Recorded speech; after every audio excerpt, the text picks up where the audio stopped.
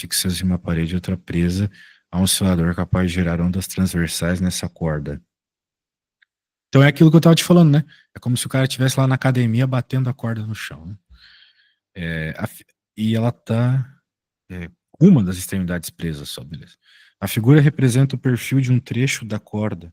Porque se tivesse com as duas extremidades presas, seria tipo um violão, né? Um violão tem as duas extremidades da cordinha presa. Daí quando tu bate, não forma esse padrão aqui, né? Forma outra coisa. A figura representa um perfil de um trecho de corda em determinado instante posterior ao acionamento do oscilador, em um ponto P, que está aqui, que descreve um movimento harmônico vertical, indo desde um ponto mais baixo, o vale da onda, até o mais alto, crista da onda, é verdade. Obviamente, esse ponto P ele não vai para frente nem para trás, porque ele, vamos dizer assim, ele é a corda, ele faz parte da corda, e a corda, os pedaços da corda não vão mudando de lugar, né? Os pedaços da corda ficam onde estão. Claro, eles vão para cima e para baixo. Ele vai subir, descer, subir, descer, subir, descer, subir, descer. Mas ele nunca vai para frente nem para trás. Ok? O Ok. mesmo acontece quando você, por exemplo, coloca uma rolha num balde de água, né? Coloca uma rolha num balde de água, a rolha fica flutuando em cima do balde. Daí, se por acaso você joga uma pedra nesse balde, uma pedrinha, essa pedrinha vai formar umas ondinhas. E essa rolha, então, vai começar a se mexer, mas só para cima e para baixo. A rolha não vai ser jogada para frente, por exemplo, porque as ondas não têm esse poder de transmitir matéria, beleza? Apesar que a onda do mar Beleza. transmite o surfista, mas isso é outro papo. É, blá blá blá. Sabendo que as ondas se propagam nessa corda com velocidade constante 10 e que a frequência do oscilador também é constante, a velocidade escalar média do ponto P em metros por segundo quando ele vai de um vale de uma crista. Você achou 8. Bem, vamos ver aqui se é 8 mesmo, né? Eu tô vendo que você utilizou ΔS por ΔT, o que é interessante. Que, vamos dizer assim, é o deslocamento, né? Que ele vai para cima e para baixo, muito bem, muito legal. E daí você tinha que saber o tempo. Para saber o tempo, é entender que o tempo de subida e de descida é o tempo de meia onda, né? Porque isso aqui é metade de uma onda, né? Então, para ir do pico até o vale, é metade do período, né? De um pico até outro pico é o período inteiro. Isso aqui é uma onda. Então, você achou a frequência, depois achou o período, que é o inverso da frequência, e daí dividiu por 2, né? Você dividiu por 2, porque para ir do pico até o vale é metade do período. Nossa, nota 10, cara. Show de bola. Nada a acrescentar. Esse aí você foi top, hein? Se Obrigado. você fez sozinho, bem impressionante mesmo. Vamos para a próxima. Muito bem.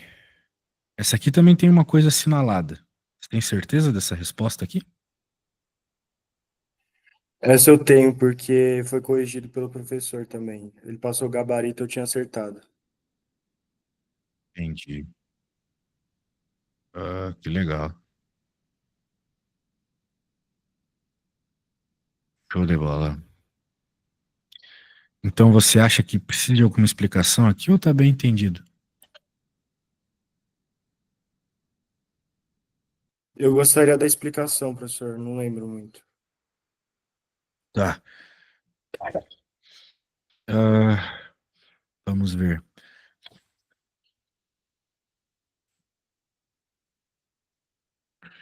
Duas ondas mecânicas transversais idênticas,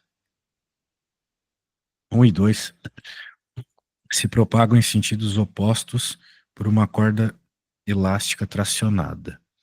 A figura 1 representa as deformações que a onda 1, que se propaga para a direita, provocaria um trecho da corda nos instantes 0 e t quartos, em que t é o período de oscilação das duas cordas. A figura 2 representa as deformações que a onda 2 se propaga para a esquerda, provocaria no mesmo trecho da corda, nos mesmos instantes relacionados na figura 1. Ao se cruzarem, essas ondas produzem uma figura de interferência. Muito bem. Daí a pergunta é qual é a figura? Ah, é isso, né? Ou melhor, a figura que melhor representa a configuração da corda nesse mesmo trecho, devido à formação de onde estacionaram no instante 3t quartos. Muito bem. Vamos entender, né? Vamos entender a figura 1. A figura 1 ela mostra a deformação da onda 1 que se propaga para a direita, né? Nos instantes t0 e t quartos, de acordo com o enunciado aqui. Essa aqui é a onda 1. Então é como se esse montinho tivesse indo, né? Então é aquilo que eu te falei, o ponto B ele não vai para frente, né? Ele vai para baixo. E o ponto C sobe, certo? Que o morrinho, Certo. como um todo, tá indo para frente, mas a corda ela fica na posição dela. Vamos dizer assim, a posição horizontal, né? Na vertical as coisas sobem e descem. Então quem subiu foi o C aqui, passando 1/4 do período. Muito bem. Na figura 2 a gente tem a deformação da onda 2 aqui, que dessa vez jogou o C para baixo, pela mesma lógica que eu expliquei antes. E na figura 3, nós temos a deformação, né, da soma das ondas, né? Você somou essa onda aqui com essa. Então, quando você soma ondas, elas de fato se somam, né? As amplitudes se somam. Então aqui as duas alturas subiram. Só que ao mesmo tempo a gente percebe que essa onda diferente, elas são diferentes no instante t quartos, né? Enquanto essa no t quartos está toda para cima, essa no t quartos está toda para baixo. Então é óbvio que quando eu somá-las, eu vou anular elas, né? Nesse instante específico, claro. Os instantes vão passando, elas vão ter outros padrões de tamanho, né? E coisas assim. Certo? Muito bem. Então, como é que nós podemos fazer agora? Para entender, lá no 3t sobre quarto, é como se fosse um múltiplo aí, né? Para entender, é entender que esses quartos de período aí, eles têm uma simetria, eles vão se relacionando, né? Então, no instante t quartos, a onda, ela atingiu aqui um deslocamento intermediário, né? A onda estacionária. Muito bem. E no instante t2, ela vai inverter completamente a posição, ela vai mudando. Então, no instante 3t quartos, as configurações vão ser iguais a no t quarto. Ele vai repetindo, né? De 1/4 em 1/4 ele vai repetindo. É o padrão. Ou melhor,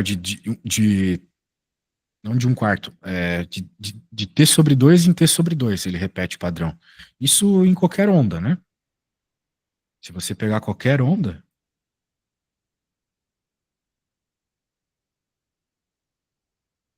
essa aqui que eu acabei de criar, onde que está o t sobre 2? Está aqui, né? Então Isso depois do t seria sobre... movimento harmônico simples também, né? Sim, também no movimento harmônico simples. A questão é que ele repete o comportamento, só que ele repete virado para baixo, né? Ou seja, simétrico. Beleza? Então, tá aí deixando claro para nós que depois de t sobre 2, o comportamento vai repetir. O que eu quero dizer com isso? Se eu pegar t quartos e somar t sobre 2 dá quanto? Fazer a conta e ver.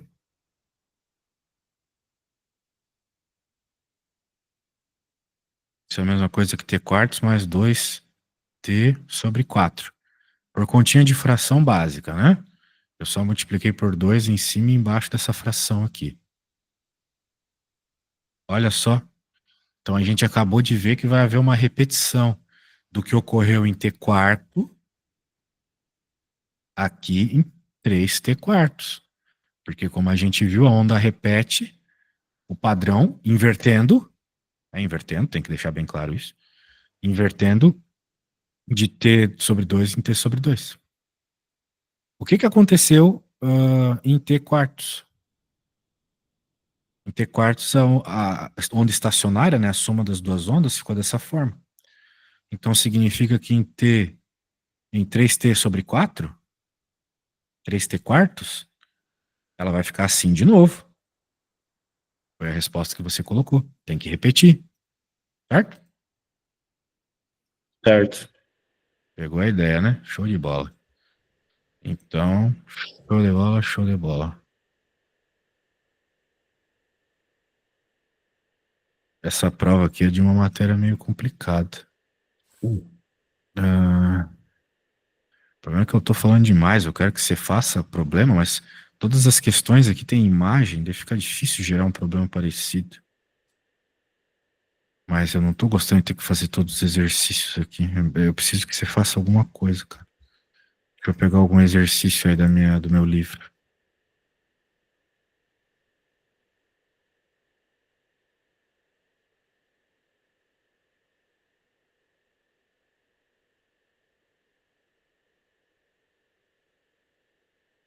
Aqui, ó, ondas.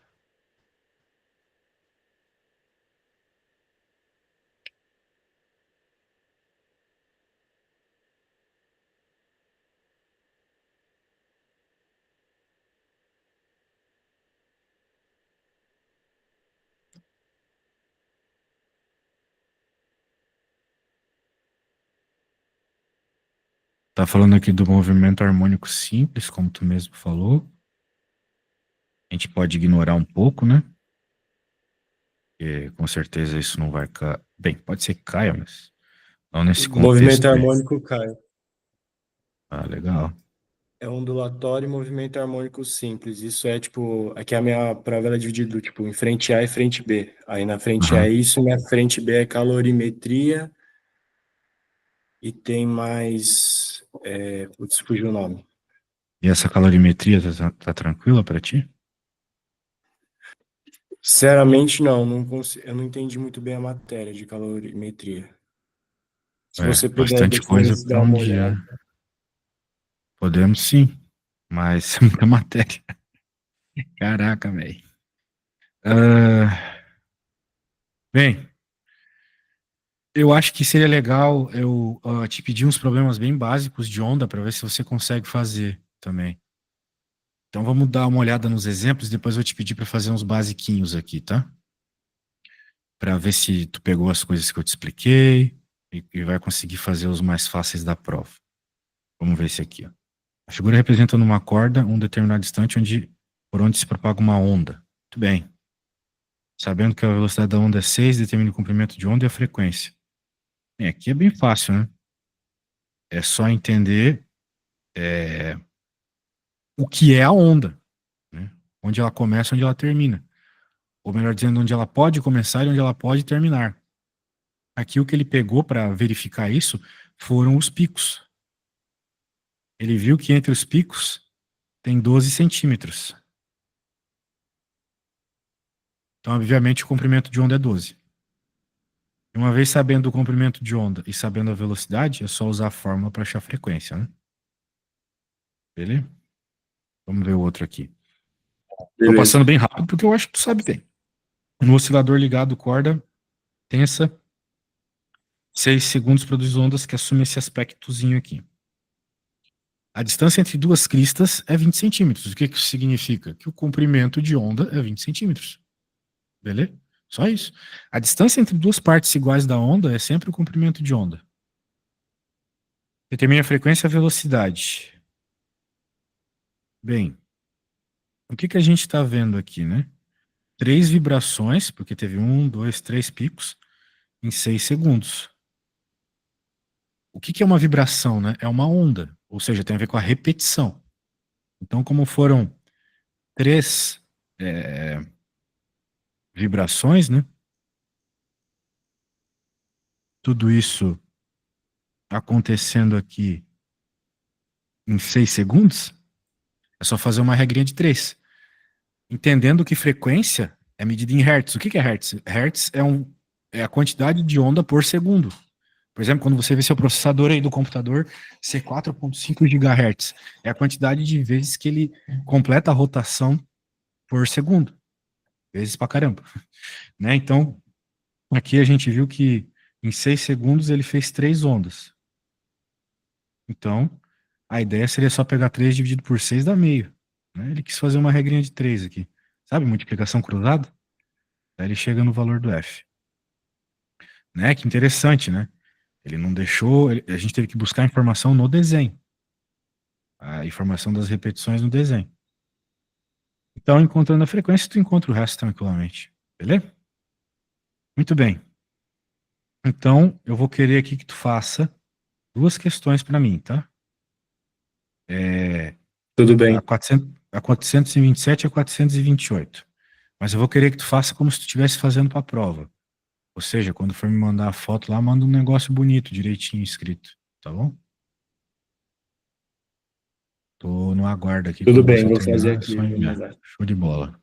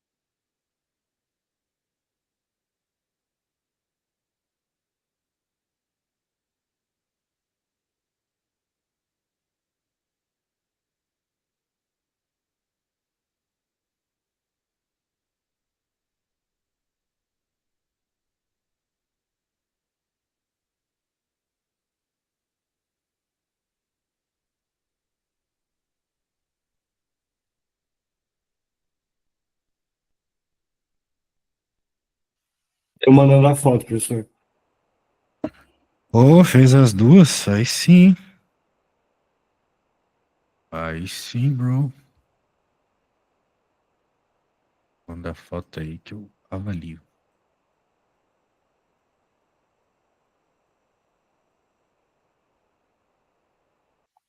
Vou mandar uma de cada, tá? Porque senão, como eu fiz a lápis, fica um pouco ruim para enxergar. Beleza.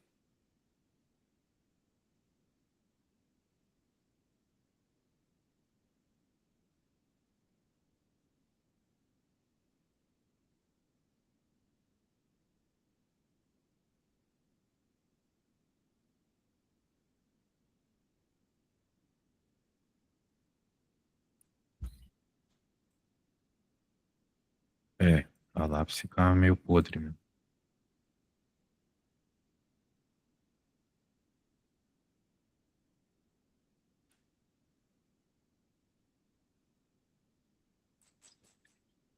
É, aqui você fez uma multiplicação cruzada para encontrar o comprimento, né? Depois utilizou a fórmula básica para encontrar a velocidade. Muito bem. Certíssimo. Eu vi que as questões da tua prova são tão difíceis quanto essa aqui, então não tem muito segredo. Só talvez tenha um pouco mais de interpretação as questões da tua prova. É isso aí, cara. Fez tudo. É, e também tem a questão que, assim, a lista preparatória eles põem um pouco mais difícil as questões, para a gente se acostumar com a questão dos vestibulares e tudo. Show de bola. Sabe que eu acho que eu já fiz essa lista uma vez na vida? Eu lembro de todas essas questões aqui. Eu fiz ela inteira, mas faz bastante tempo eu lembro dessa aqui. É, porque ela foi uma questão de Enem também, né? Pode ser isso. Bem, de todas essas questões aqui, tem alguma que você queira fazer assim com mais ansiedade? Só um instante que eu vou ver. Tá. Se tu quiseres também podemos fazer as questões de calor lá, né? Pode ser, pra mim não tem problema nenhum. Eu até prefiro, pra falar a verdade.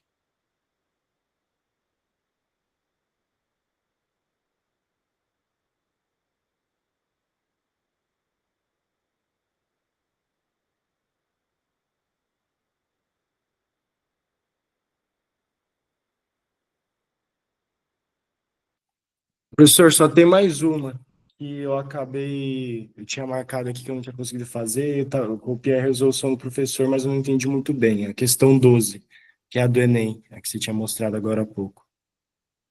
Ah, sim, dos bonequinhos. Hum. Tá bom, vamos dar uma lida aqui. Só deixa eu pegar ela pra jogar aqui no programa.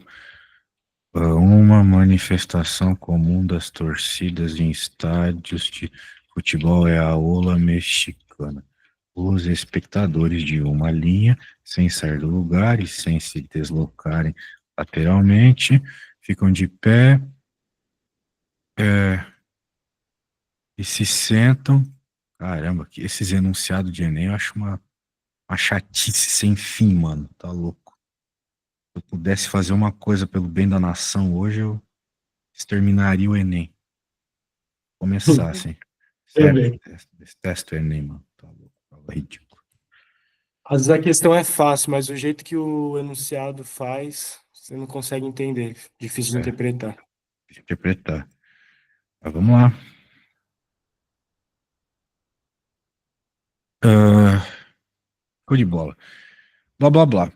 Calcule se a velocidade da propagação dessa onda humana é de 45. Então, ele deu a velocidade de propagação aqui, que era o delta x por delta t, a princípio. Que também pode ser escrito como gama f, lambda f. Levanta-se distanciadas entre si por 80 centímetros. Essa provavelmente é uma informação importante.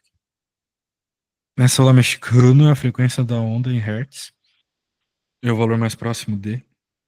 Muito bem, muito bem. Bem, a gente quer o comprimento de onda formado por esses 15 espectadores. Ou melhor, são 16 pessoas. Mas por que que eu falei 15? Porque, pensa comigo, aqui tem 5 pessoas, certo? Quantos espaços tem entre as 5 pessoas? Um, dois, três, quatro, né? O que eu quero dizer é que a quantidade de espaços entre as pessoas é sempre um a menos do que a quantidade de pessoas, certo? Não faz sentido?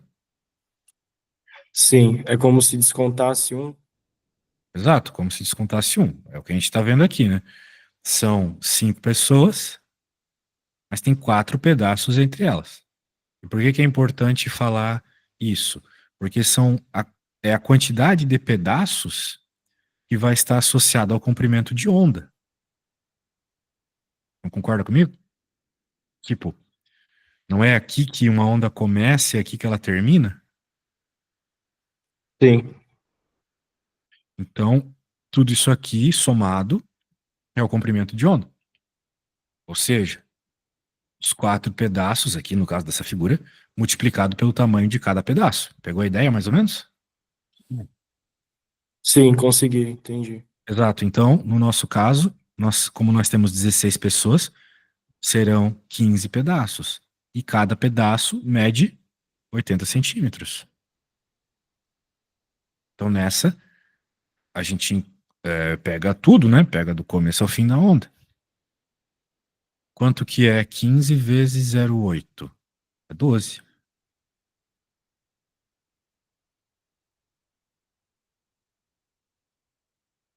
Ah, no caso, 12 metros, né? Tô viajando. Então, o comprimento de onda é 12 metros. Acabou o problema, né? Porque se ele te pedir a frequência, nós sabemos o comprimento de onda, nós sabemos a velocidade. Claro que você tem que converter essa velocidade para metros por segundo, dividido por 3,6, né?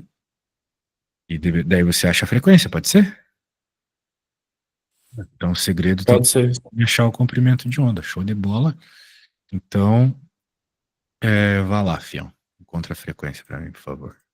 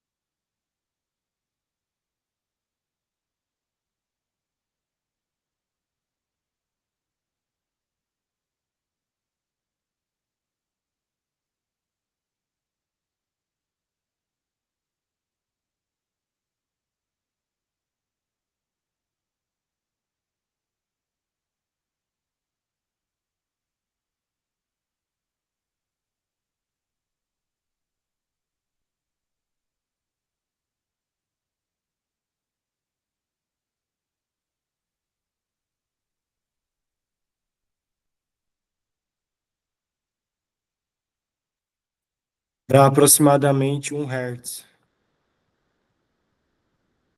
Aproximadamente 1 Hz, muito bom. Acho que essa é a resposta, né? Temos uma opção aqui até.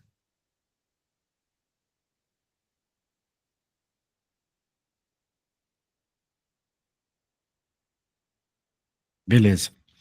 Quer mandar as coisas lá da outra matéria?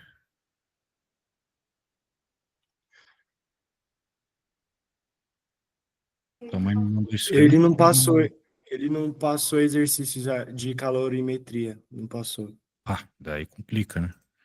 Eu não sei É. até onde que vai, né? A gente vai ter que seguir nisso aí, então, sei lá. Eu pego aqui do meu livro, mas não te garanto que vai cair igual na prova, né? Deixa eu pegar aqui.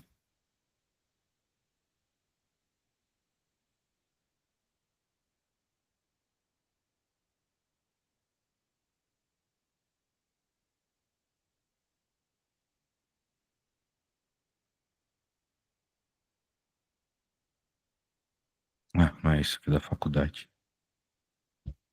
Eu livro errado.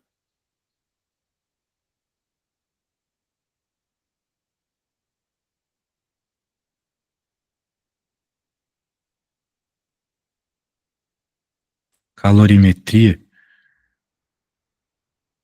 Então é essa parada aqui, 63. É o que macete, né? Ele falou do que macete, a fórmula que macete. Não, pior que ele não falou. Tá. A fórmula dessa matéria que importa é essa aqui, Q igual a mc delta θ aqui, mas é delta T, a variação de temperatura.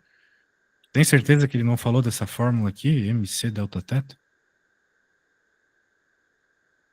Não, eu lembro dele passar questões com dois termômetros. Aí você tinha, por exemplo, Ah, então é a variação. termometria, não é calorimetria. Ele passou calorimetria, mas tem relação aos termômetros.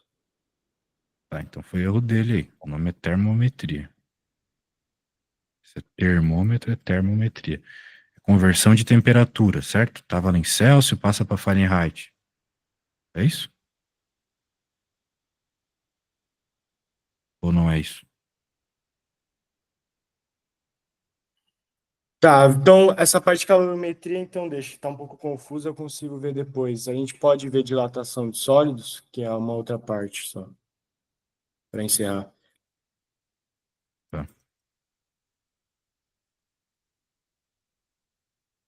43. Ai.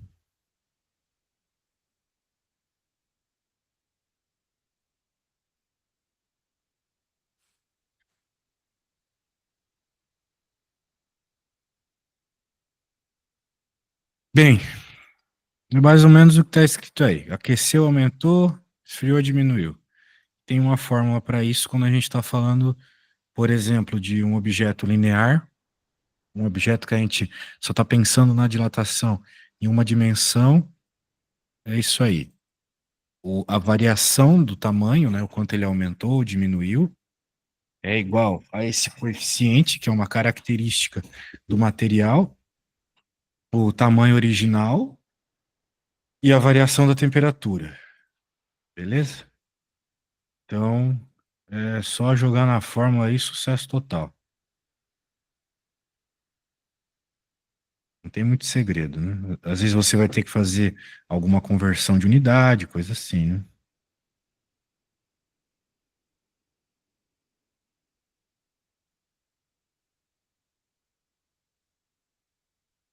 Tá mostrando um monte de detalhes aqui, mas em especial é que esse crescimento é linear. Isso não importa muito, né? Ele nunca vai aumentar bruscamente ou diminuir bruscamente. Na prática, essas variações de tamanho são sempre muito pequenas. A gente é quase imperceptível para alguns materiais, né? Principalmente nas temperaturas que a gente convive. Tem que ter muita variação de temperatura para observar, às vezes, a mudança de tamanho. Ah, hã? Então, continuando. Pela lei da dilatação, ó, por exemplo, aqui, ó. Uma barra apresenta 10 graus, quando ela estava a 10 graus, em outras palavras, o comprimento era 90. E ele tem esse coeficiente aqui. Eu quero que tu perceba isso aqui, olha só. 10 na menos 6, tá vendo? É um número bem pequeno. E pela fórmula aqui, a gente vê que esse número bem pequeno, que aparece em muitos materiais, ele, bem, vai estar multiplicando, né? E vai estar aqui auxiliando no tamanho final, né? Na variação total. Por isso que a variação normalmente é bem pequena. Porque esse número aqui normalmente é bem pequeno, né? Esse coeficiente de dilatação. Portanto, se um dia tu achar uma dilatação muito grande, muito provavelmente você está errado. Ah, muito bem. Então, qual foi a dilatação ocorrida? Só joga na fórmula. Me parece que você sabe lidar bem com notação científica, então não teve muito segredo aqui, né? Só jogar na fórmula e pronto. Muito bem. Agora, continuando. A dilatação relativa. Pode ser que te peçam isso. Falou relativo, você sabe que tem relação com porcentagem, né? Então, aqui é pegar a dilatação e dividir pelo tamanho inicial. Daí você pega o quanto aumentou relativo ao tamanho inicial. Por isso a gente chama de relativo. E o comprimento final é simplesmente pegar o inicial e somar a variação. Nada além disso. É bem tranquilo, né? Bem tranquilo. Nessa questão da dilatação de sólidos, ele deu a dilatação linear e a superficial. E Não também vai depois a ver volumétrica. volumétrica? Tem a volumétrica também. Tem três, né? Tá. Vamos ver um probleminha aí. Vamos ver se você consegue fazer um probleminha aí. Eu quero ler um problema meio mais difícil aqui. Acho que esse aqui era suficiente para começar a brincar. Os mais difíceis a gente vê no volumétrico. Eu quero que tu faças essa 25 aqui, que foi uma questão de vestibular, beleza? Beleza. Acho que não precisa da fórmula, você já anotou ela, né? Então, Sim, já tenho anotado. de bola. Terminando aí, me manda. Ok.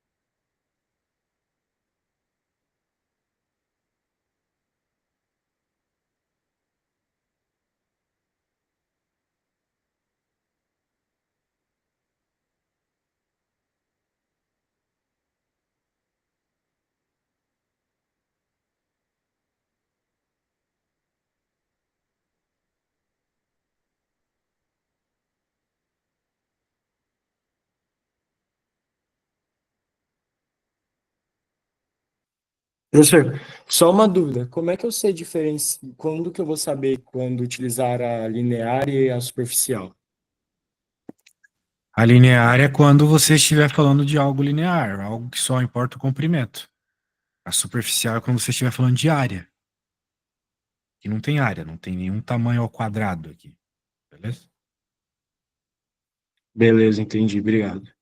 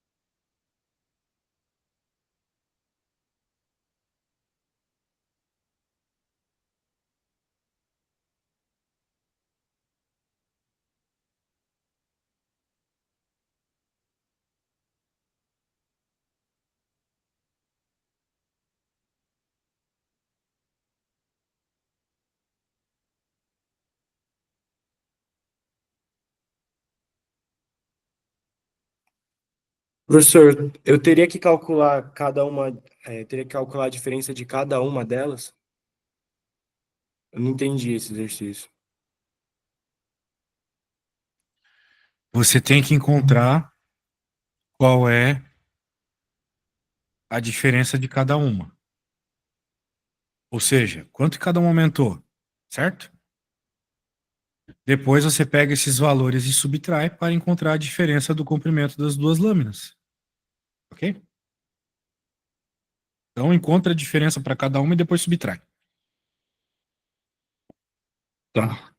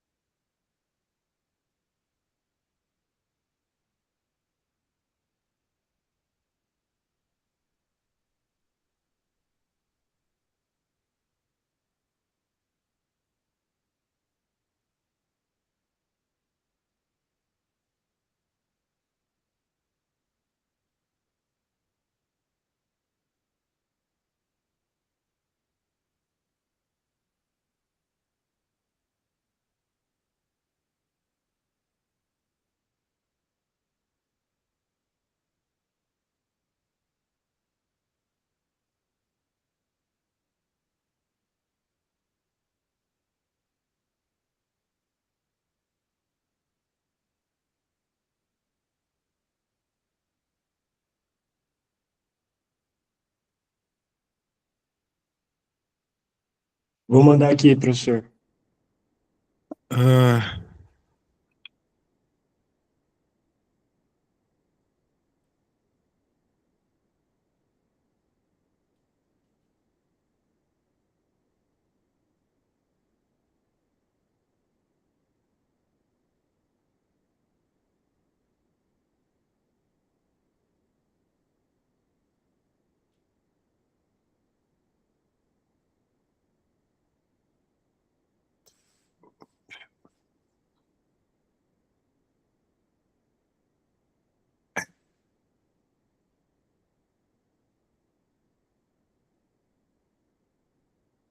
Tá bom, vamos ver o que você fez.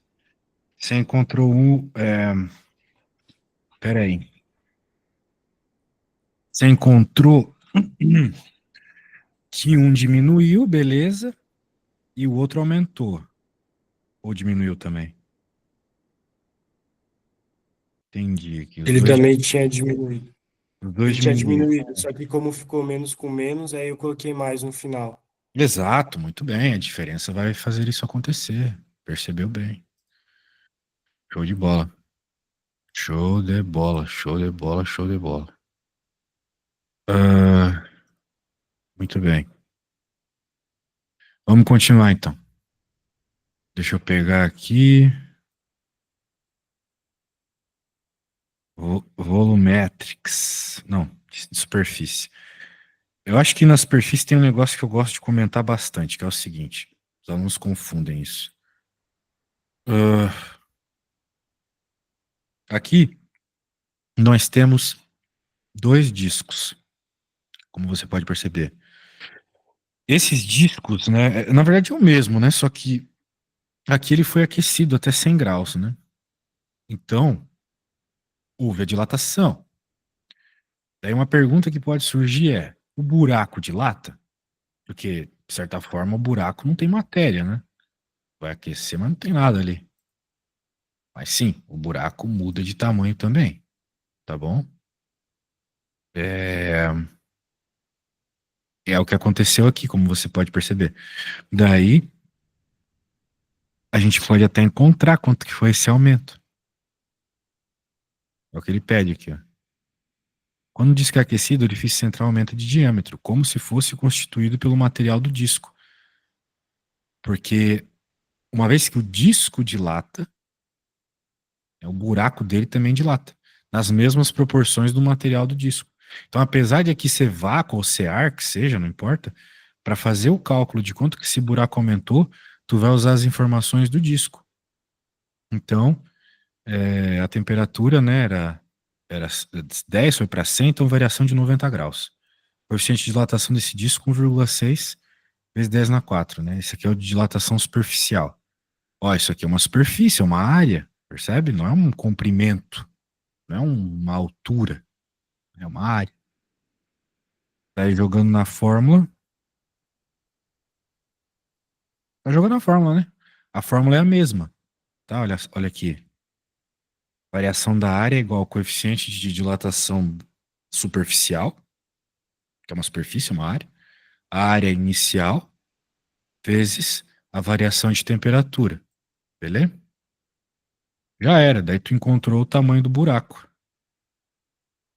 Então não tem muito segredo. Se tu souber fazer a conta com o comprimento linear lá, né? Você vai conseguir fazer aqui as contas de área também, tá bom? Ah, acho que você pegou a ideia, certo? Então eu vou fazer o seguinte aqui para te ajudar. Eu te mandei esse exemplo. Isso aqui tem tudo que tu precisa, mas na prática é só jogar na fórmula. Eu vou te pedir aqui, até porque eu dei aula disso hoje. Eu dei aula dessa mesma matéria hoje, que curioso. Eu quero que tu faça o 32, beleza? Acho que vai Beleza. ficar legal se tu conseguir resolver um igual ao 32.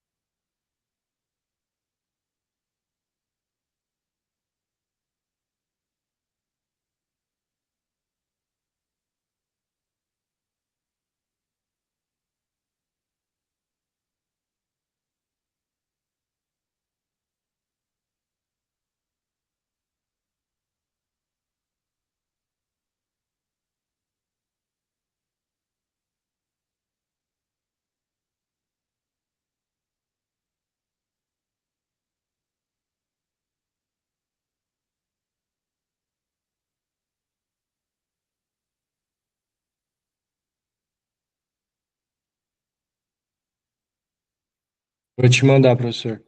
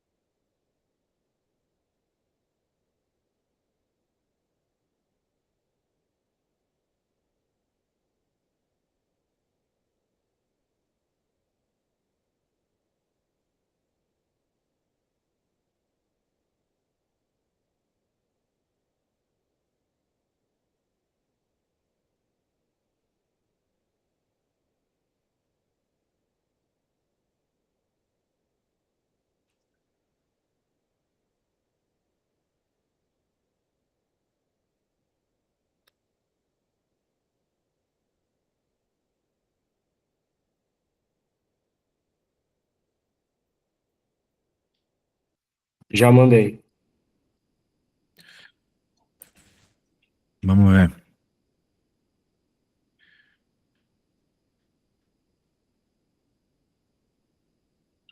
É, você usou a formulazinha. Tá, que merda é essa? 12 vezes 300 é 3.600. Tá. Daí por que que você colocou 3.600 elevado a menos 6? Cadê o 10? Isso aqui não existe. Não, acabei esquecendo de colocar o. Foi erro na hora que eu escrevi, mas eu pensei nisso. Eu sei que Vezes tinha que ter 10 a sido menos. Se tu certo. colocar isso aqui, o professor vai dar errado. Total errado. Independente do resto, tá? Ele vai achar que tu não entendeu nada. Então, 3.600 vezes 10 na menos 6 metros, né? Cadê a unidade aqui na resposta? Certo? Então, ó, vou pedir para você reescrever de novo, tá? Se você escrever errado, daí eu escrevo certo, tá bom? Aí Oi, eu manda não a foto de entendi. novo. Quero que você Ah, escreva de tá. novo. Você falou que tinha escrito errado, Tá. então escreve certo aí. Vou mandar então.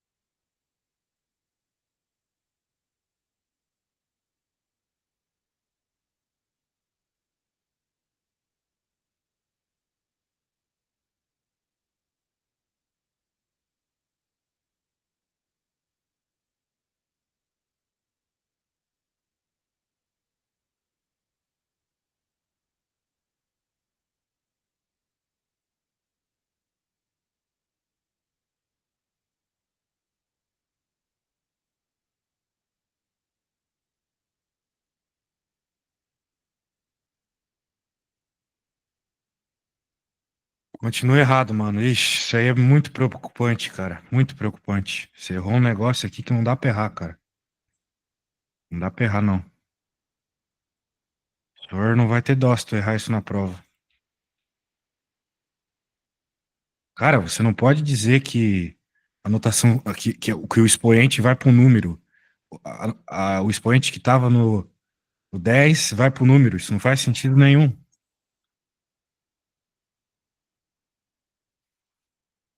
E vai dar 3.600, beleza. 3.600 vezes 10 a menos 6, pronto, acabou o problema. Não pode, tipo, Mas eu colocar menos fiz isso, 6 eu te aqui, não mandei faz a segunda sentido. foto. Na segunda foto, tá? É o Eu mesmo refiz e erro. te mandei a foto. Tá o mesmo erro aqui, ó. O que é isso aqui? 3,6 elevado a menos 3. Isso aqui não existe. Tá errado. Mas não é assim que passa para a notação científica? Não é não. Não é assim não.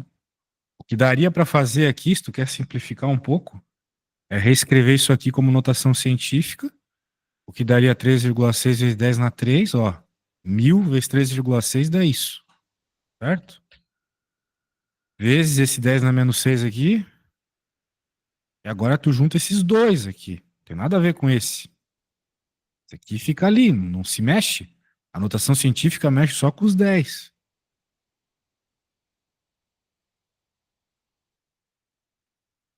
Isso seria a resposta certa. 100 centímetros, 100 metros, não sei. Né? Ó, eu juntei Ah, esses dois aqui. não, foi. Entendi. Foi falta Entendeu o de teu erro atenção. lá? É, Entendi, foi isso falta aqui de você não pode atenção. fazer Agora na eu entendi. prova, hein, mano? Que se tu fazer isso aqui, o Entendi, professor vai avacalhar demais contigo. entendi. Não, Tá? foi falta de atenção mesmo. Perdão. Tá, então se foi falta de atenção, beleza. Centímetro. Então tá bom, pôs a unidade. Tá aí. Que mais? Agora vamos ver o volumétrico. Já que vai cair também aqui, ó, dilatação volumétrica. Qual que é o segredo? O segredo é que é essa fórmula aqui, a mesma fórmula. Só muda que esse gama aqui, né? Ele às vezes está relacionado com o alfa, né? Veja, volumétrico tem a ver com volume, coisas 3D, né? Só que às vezes você tem o coeficiente de dilatação de um material, o coeficiente linear, né, de dilatação. Linear é aquele primeiro que você aprendeu. Se você quiser converter do linear para o volumétrico, é só multiplicar por 3. Pega o linear e multiplica por 3. Ele mostra isso aqui, ó. Cadê? Em algum lugar ele mostra essa merda. E o superficial, né, que foi o que você estava fazendo agora com a área, é só pegar a dilatação linear, né, o coeficiente de dilatação linear, e multiplicar por 2, beleza? Então, a ideia é essa. Agora, é, tendo essa fórmula aqui, mesma estrutura das outras, tem um tipo de problema que eu acho muito legal. Eu estava vendo isso agora há pouco com o meu aluno, então eu quero ver contigo também. Esse problema aqui, olha só. Pô, não era esse. Era, mas aqui ele tá meio que de um jeito que eu não gosto. Vou fazer eu mesmo aqui o exercício. Olha só. Um recipiente cujo volume é de 1000 centímetros cúbicos a 0 grau contém 98 centímetros cúbicos de um líquido. Então vamos dizer assim, esse recipiente está quase cheio. Concorda comigo? Ele tem 1000 centímetros cúbicos e Sim, dentro lá tem um líquido ocupando 98 centímetros cúbicos. Pegou a ideia? sim, peguei a ideia. Muito bem. Então isso aí vai ser aquecido. A partir de uma certa temperatura, o líquido começa a transbordar. Oh, que interessante. Por que que isso acontece? Porque o líquido dilata mais do que o vidro, né? Então o volume vai aumentando do vidro, ok? Só que o volume do líquido vai aumentando ainda mais. Daí ele dilata tanto que acaba vazando, né? Isso a gente vê acontecendo às vezes com alguns algumas coisas que a gente esquenta. Aí, por exemplo, vidro de conserva, né? Às vezes o vidro de conserva ele trava por causa disso, né? Por causa dessa diferença de tamanhos aí, a lata da tampa dilata menos que o vidro da conserva, e por aí vai. Então essas diferenças acabam causando esses problemas. Sabendo que o coeficiente de dilatação volumétrica do recipiente é isso, e do líquido é isso, olha só, o líquido ele varia o seu tamanho muito mais fácil, dá para perceber pelos próprios coeficientes. Veja só, o do vidro, do recipiente, né, é 10 na menos 5. O que que é 10 na menos 5? É 0,00001, né? Ou seja, é um número bem pequeno. Enquanto esse aqui é só 0,001. Não é tão pequeno quanto, é pequeno, mas não tanto. Ou seja, você precisa de muito menos esforço aqui no líquido para causar alguma variação no seu tamanho. A ideia é essa. Por isso que, fazendo a mesma variação de temperatura, se for o caso, o líquido vai aumentar o seu tamanho muito mais. Qual é a temperatura em que ocorre o início de transbordamento do líquido? Muito bem. Probleminha interessante, né? A gente viu que tinha uma quantidade num determinado recipiente de determinado tamanho, fomos esquentando até que começou a vazar. Qual foi a temperatura? Olha só que pergunta curiosa. Qual foi a temperatura para começar a vazar? Né? Muito bem. Claro que a gente vai ter que começar com a fórmula da dilatação volumétrica. Deixa eu copiar esse negócio aqui.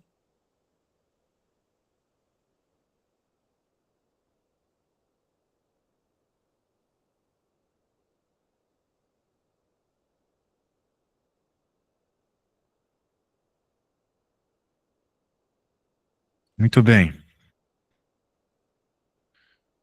Bem, vamos então encontrar os volumes finais aqui, né?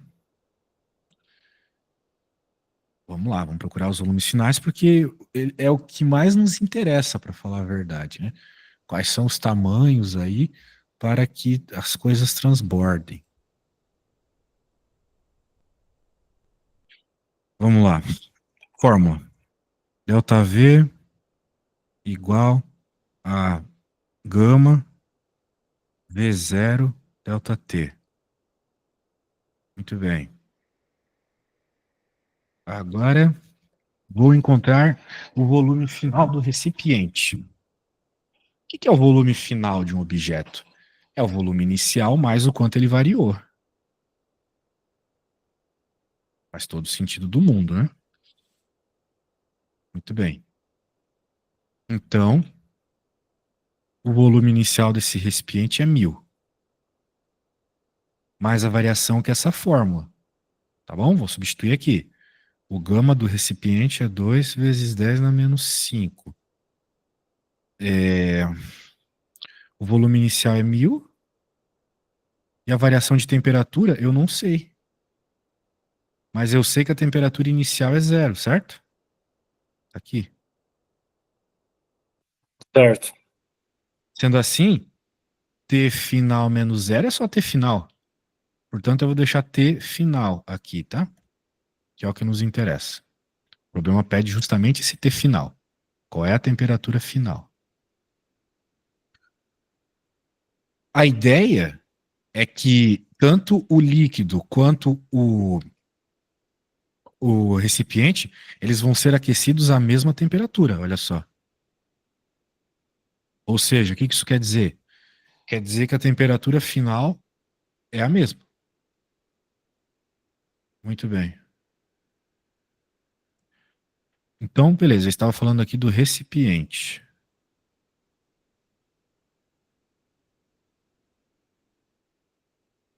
Agora vamos falar do líquido. Opa.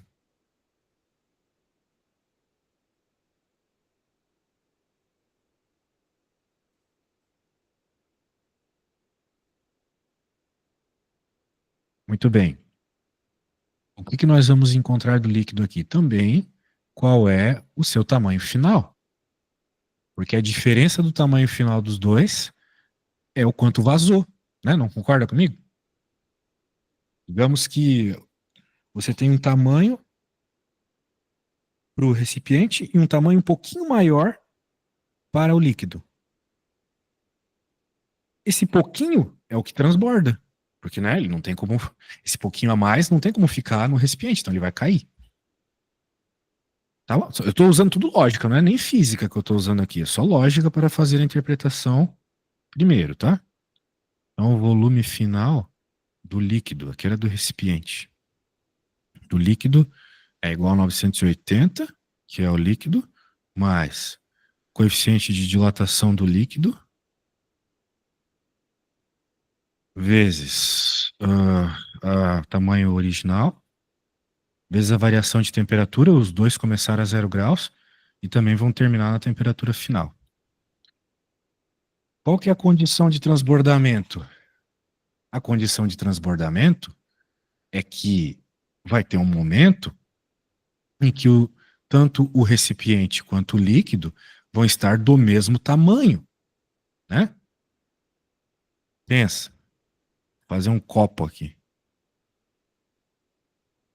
Esse copo tem um volume. Aqui tem um volume de água. Não está transbordando, né? Não está transbordando porque tem um volume menor de água do que o volume do copo. A partir do momento que eu tiver o mesmo volume de água aí de copo, vai começar a transbordar. Concorda comigo? Sim. Portanto, essa é a condição de transbordamento. Que o volume final do líquido seja igual ao volume final do recipiente. Então, a única coisa que nós temos que fazer agora para resolver o problema é igualar essas duas equações. Essa igual àquela ali. Beleza? Beleza. Você consegue resolver essa conta? Veja, o que a gente quer na prática é encontrar TF. Então você pode usar aquela mesma estratégia que você fazia na escolinha, lá no sétimo ano, oitavo ano. Passa todo mundo que tem TF para esquerda, quem não tem TF vai para a direita do igual, e daí você tenta isolar o TF, beleza? Fazendo as continhas aos poucos. Pode ser? Pode ser. Como se o TF fosse X. Você quer isolar o X, entendeu? Então isole o X aí para mim.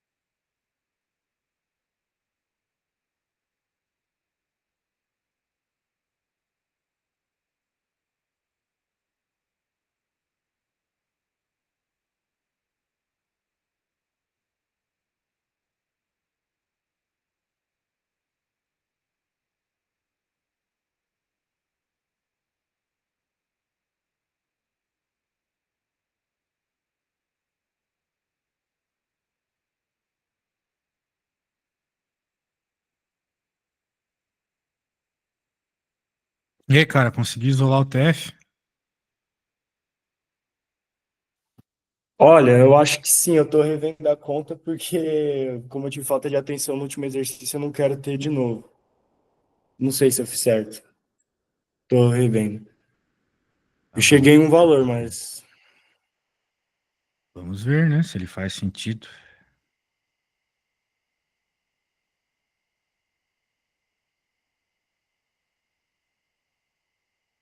Mande aí, mande aí.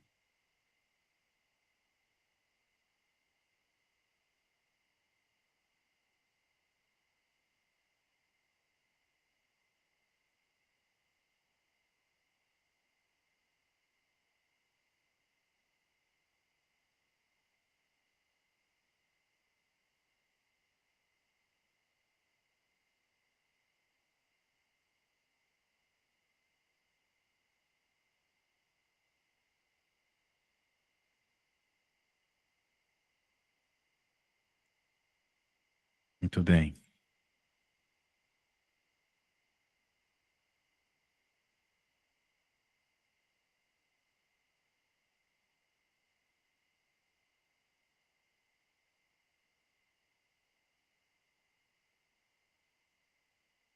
Calma aí, né? 2 vezes 10 na menos 5 vezes 1000 vezes TF. Beleza. Daí tu jogou pra cá só o 1000 TF, assim. Por que que tu deixou o 2 vezes 10 na menos 5 aqui? Eu pensei que fosse mais fácil de isolar o TF. Não, cara. É errado, né? Tu não pode separar os números assim. Loucura.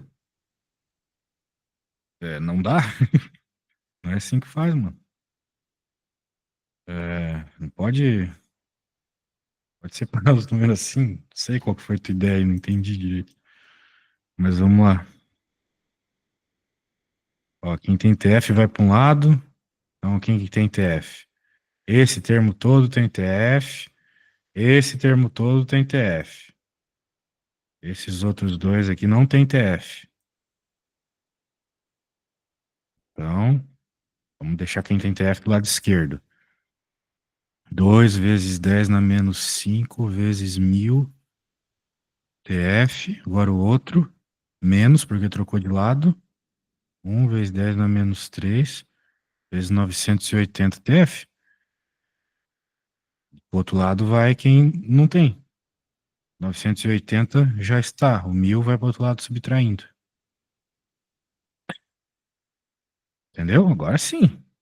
Quem tem TF de um lado, quem não tem do outro. Do jeito que tu fez ali, não tá errado, não tem nem o que comentar, assim.